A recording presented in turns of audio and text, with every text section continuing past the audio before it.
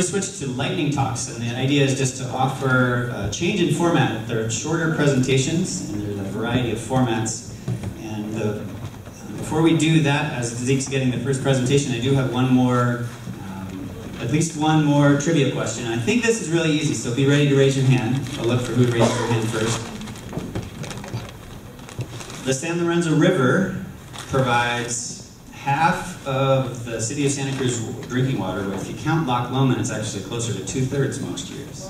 Loch Lomond is which creek dam? No. You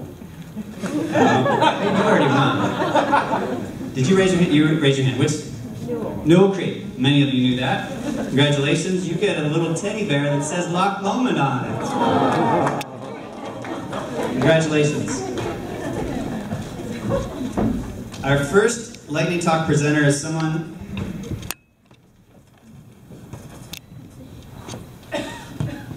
is the executive director of the Resource Conservation District of Santa Cruz County. He has 15 years in public and private sector experience working on a variety of assignments related to water and environmental quality. He has a degree in biopsychology from UCSB and a master's in environmental science and management from UCSB's Brennan School of Environmental Science and Management. When he's not working hard at the RCD, he enjoys outdoor sports of all kinds, chasing his twin boys and spending quality time with his wife, if they can find the time. His lightning talk is titled Resource Conservation District of Santa Cruz County, Making House Calls Since 1942. Please welcome to the lectern, Chris Coburn.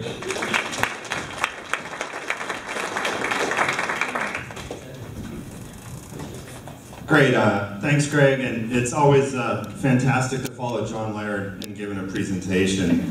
It's amazing how he can stand up here and regale us for about 30 minutes and everyone's wrapped without the crutch of a PowerPoint or anything like that. So anyway, here I am. I don't know if this really qualifies as a lightning talk. It's expanded a little bit from its initial intent. So it's going to be a little bit longer than I think what lightning is implied. And the title of my talk, Making House Calls Since 1942. So how many folks here are familiar with what the Resource Conservation District is? That's better than I thought, so not bad. So the Resource Conservation District, we are a non-regulatory special district, and what our mission is to help people protect, conserve, and restore natural resources. And we do that by working with willing landowners. So that means that we work voluntarily with people. We don't come out and have a hammer behind our back and say, you know, you kind of got a problem there. But if you have something, a resource concern that you would like to address, we're there to help you find a solution to that, and often those solutions are win-win. They're a win for you as a landowner or as a resident of Santa Cruz County, and hopefully they're also a win for the environment. So I'm just gonna go through really quickly a little bit about the RCD, and then a little bit, just show some pictures of some projects that we've done to help people get interested. So first of all, I've been required to give you a message from the President of the United States of America. We have a message for him. This is part of the new regime. Actually, seriously, a little bit of an old president. In fact, 1937, a nation that destroys its soils destroys itself. Just a little bit of a food for thought in terms of how far we've come, maybe, and hopefully we don't regress.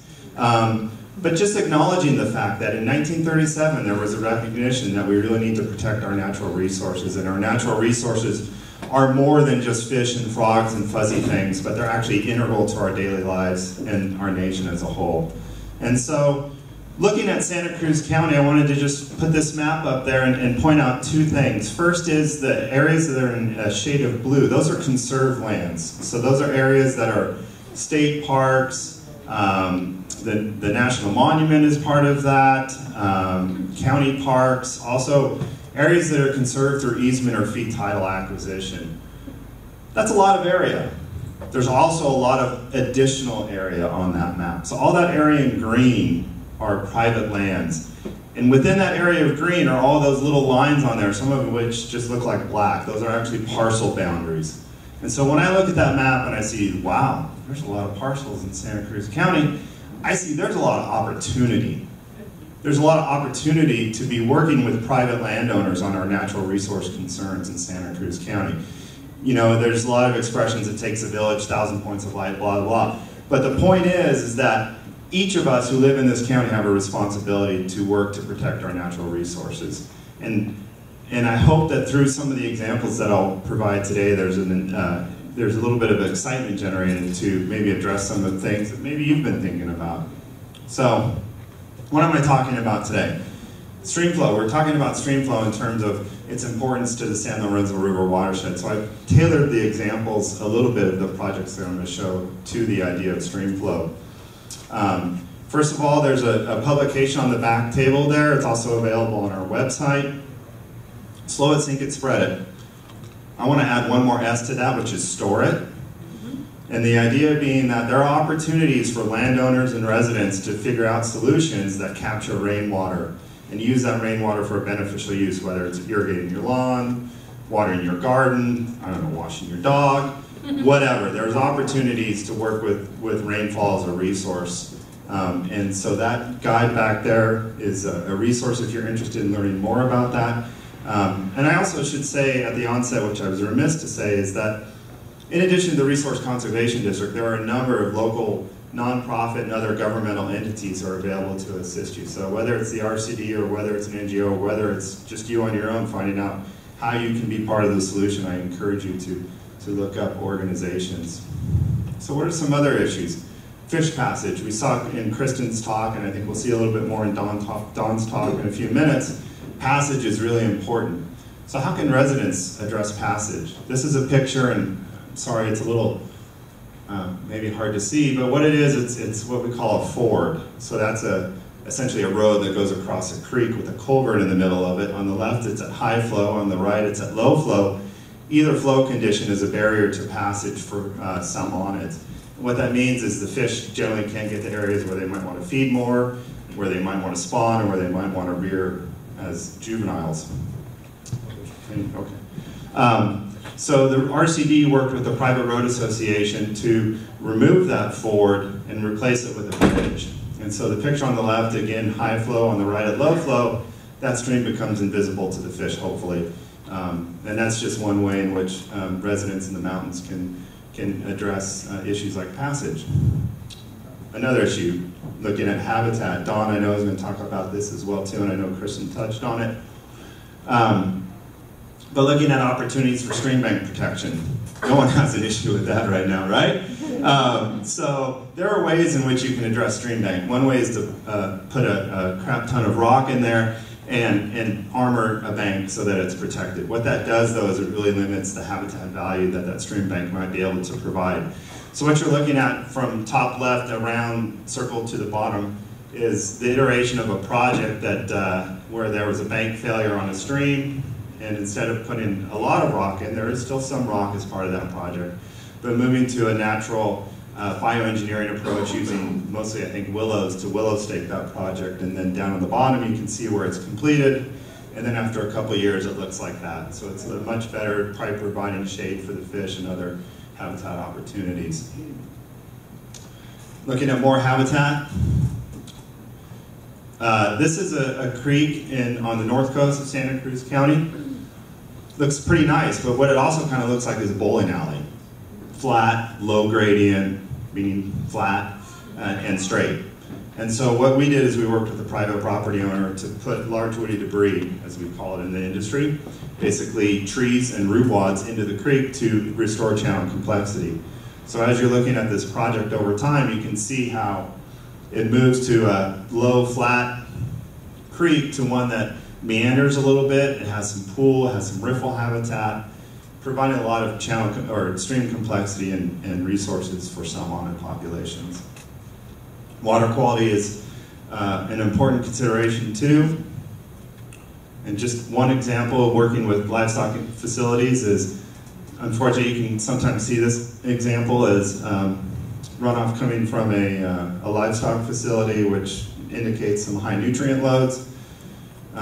There are opportunities and ways in which some of that runoff can be addressed. This is just a simple grass swale biofiltration to reduce some of those potential contaminants before they enter receiving waters.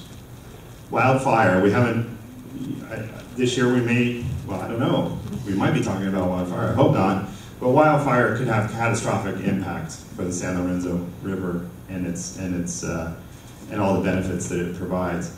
And so working on various issues to reduce wildfire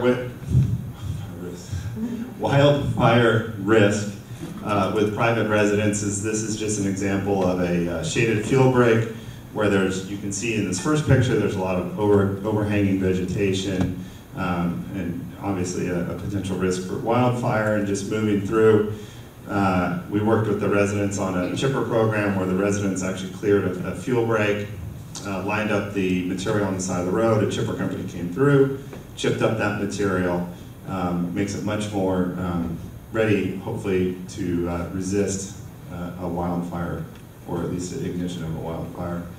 Roads and sediment, fine sediment in particular, is probably one of the most pervasive pollutants in Santa Cruz County. So working again with the road association, where you start out with a road like this that looks in pretty bad shape, probably bleeding a lot of sediment into receiving waters, to one that looks like this, where you have a rolling dip, a water bar, a rock line road with a controlled release point, which hopefully greatly reduces the amount of sediment that's entering the San Lorenzo River.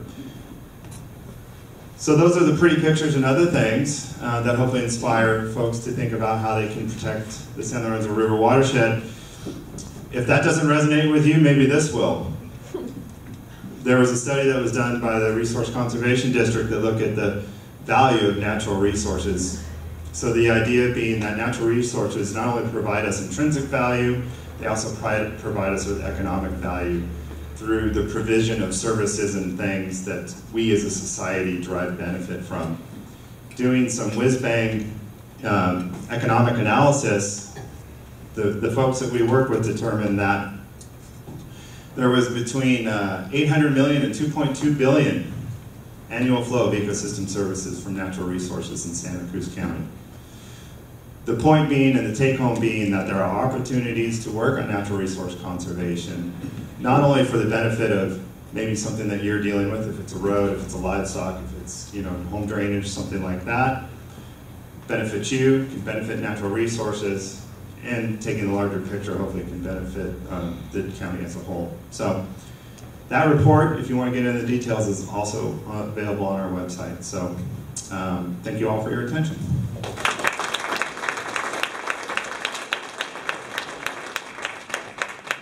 Chris is willing to take some questions, and we have a little bit of time. There's one in the back, Chris. Yes, I've lived in the San Lorenzo Valley in the same spot for the last 28 years on a private road. Actually, I've worked with the Resource Conservation District before, doing some outsloping and swales.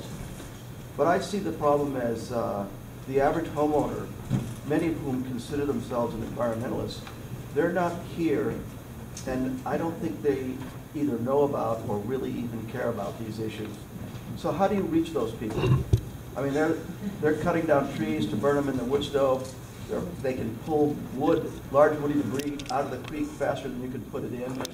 And every time a house changes hands where I live, more non-permitted, non-permeable paving goes in, and more structures are built. And I've just seen a serious degradation in the habitat over the last 20 years. So how do you reach the average person? Well, if I knew that, I would be much better off, because that is something that we struggle with continually. Is I think I would characterize generally this audience as the choir, right? And again, I'm preaching to it. And so we are trying to broaden our outreach. I think groups,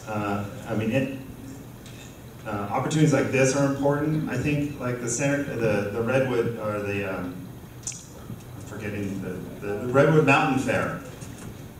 Like, that is a great opportunity to try and engage people who might not be thinking about these types of things. They're going there to hear a band, but if you have a booth there and they come by and say, oh yeah, I never really thought about that. So it's in finding those opportunities like that, where like when the Valley Women's Club puts that on every year, there's an opportunity to reach people who you don't always have an opportunity to engage with. But that's a challenging question. I'm going to ask over here though. I just wanted to say, in response to you, let's reach out to real estate people. They are the people that are selling these houses to new clients, and they should give them a spiel. A care package. Welcome, yeah. Some pamphlets.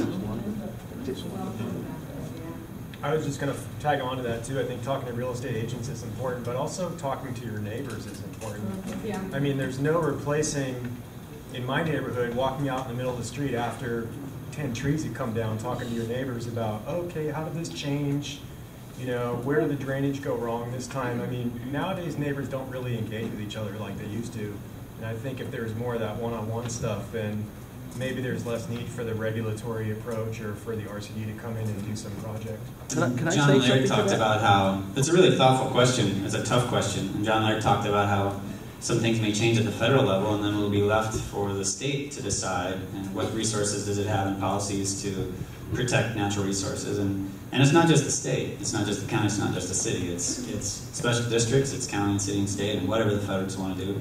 And it's like Chris and others are saying, it's about that community. And I think we're being reminded of that more and more again. And so it's getting outside of the choir and talking to others is part of it. Can I make a comment on that? Sure. So in this is a great presentation here, but in this presentation, and there's another one that's on